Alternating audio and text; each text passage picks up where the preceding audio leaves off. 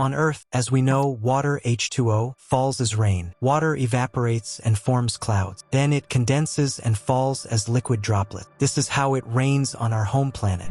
On Venus, the king of chemicals, sulfuric acid, falls as rain. Thick clouds form acid rain, but it evaporates before reaching the ground, a process called virga. So it rains in the clouds, but never hits the surface. Carbon dioxide snow, and sometimes thin water ice snow, is the rain on Mars. Mars's atmosphere is too thin for liquid rain. Instead, frozen carbon dioxide, dry ice, falls in winter near the poles. Jupiter's atmosphere is mostly hydrogen and helium, with traces of methane, ammonia, and water vapor.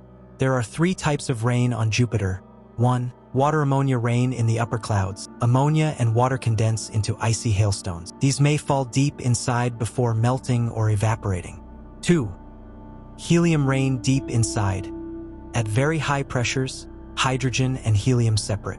Helium droplets form and rain downward toward the core. 3.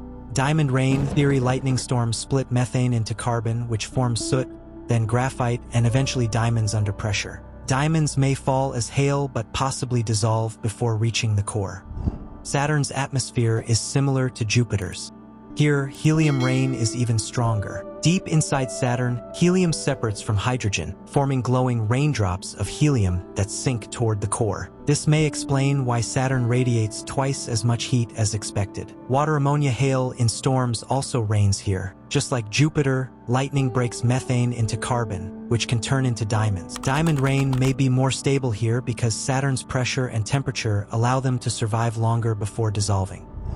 Neptune's atmosphere is composed of hydrogen, helium, and methane, along with icy compounds. Diamond rain is most likely here, and Neptune is famous for it. Methane under extreme pressure compresses carbon atoms into solid diamond. They fall like diamond hailstones, possibly forming oceans of liquid carbon deeper down. Its atmosphere is similar to Neptune's. There is a possibility of diamond rain, but weaker. The same process happens here, but Uranus is colder and has less internal heat than Neptune, so diamond rain may occur less vigorous. Methane rain also happens on Uranus. The planet's blue-green color comes from methane, which can condense as frost in the upper atmosphere. These are the types of rain in our solar system, but in some exoplanets, planets outside our solar system, even stranger rain occurs. For example, ultra-hot rocky exoplanets like 55 CANCRI E or K2-141b have rock rain. These worlds orbit very close to their stars, with surface temperatures over 2,000 degrees Celsius. Rocks vaporize into the air, forming mineral clouds. As the gas cools, it condenses and falls back down as molten lava rain. Another example is glass rain on HD 189733b. Silicate particles, like sand or glass, are blown high into the atmosphere. Strong winds blast them sideways. When they cool, they condense and fall as tiny shards of molten glass rain.